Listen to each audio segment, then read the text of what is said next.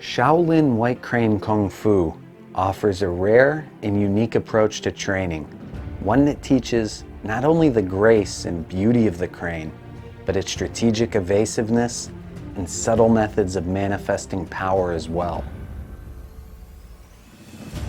Although there are several branches of White Crane which exist today, they all share a similar root, and many of their methods may easily be integrated with those taught in other fighting systems.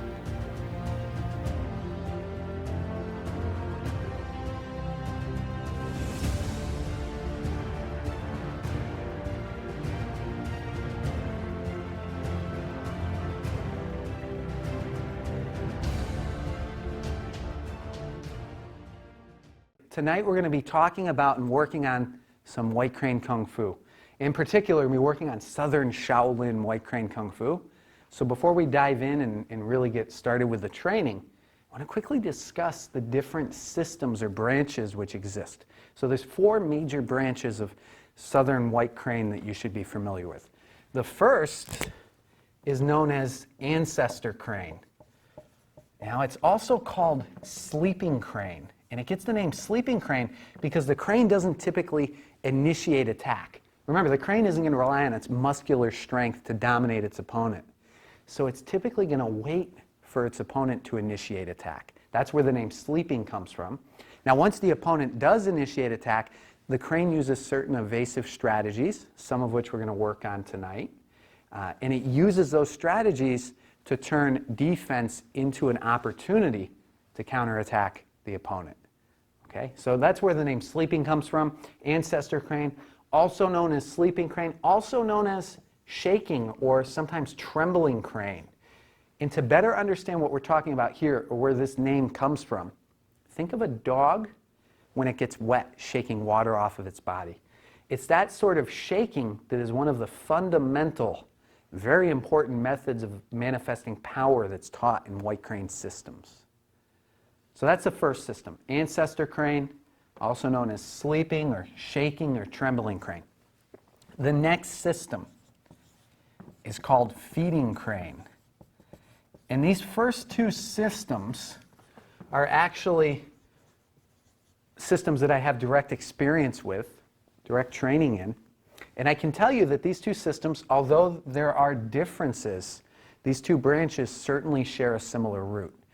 Feeding crane does teach many of the same evasive tactics, bridge hands or sticky hands tactics, they call it. But feeding crane, you could think of a crane that's hunting for its dinner. So you're going to find feeding crane is a little bit more aggressive. Okay? Again, there's still the similar defensive strategies and very similar power methods and patterns that are taught, just a little bit more aggressive in its execution. Okay? So those are the first 2 systems. And these are the 2 systems which I have direct experience with. The last 2 systems or branches of White Crane I do not. The next White Crane system is called singing or calling crane or shouting crane. And this is a system that focuses on internal energy development and the breathing that goes along with that, thus the name. And it's more of an internal energy development system. From what I understand, again, these all share a similar root. So if we were to study singing crane, we would find similarities in the training methods. There's just greater emphasis placed on the Qigong training or Qigong component of White Crane training. Okay, so that's the third system. And then the fourth system is called flying crane. So when you think of flying, the wings are obviously important. And it's my understanding that the wings used as weapons, as a self-defense tool, are greatly emphasized in the flying crane branch. So these are the 4 branches of White Crane, of Southern White Crane. I've seen a list online. I've seen it cited that there's 5 branches. I'm going to stick with this list right now because it's the list that Master Yang cites in his book. Now, Master Yang is a master of Ancestor Crane or Ancestral Crane. And it's also the list that I've seen Master Lu, who's the head of the feeding crane branch, I've seen him cite this list as well. And since this is the list that comes from my White Crane experience, this is the list we're going to stick with right now. And again, these are the 2 systems that we have direct experience in. and that we're going to be working on a little bit tonight. Predominantly our focus is going to be here, but I am going to give you a couple of training methods, of power methods that are taught in feeding crane as well. And then we'll come back and we'll start working on some feeding crane power development in more depth in a future lesson. So this is where our focus is. Now what exactly are we going to be working on? We're going to focus on two components tonight. The first is understanding some white crane blocking methods. And once we understand blocking, we're going to also work on some bridge hands training methods, which is an important part, that sort of evasive strategy that we were talking about.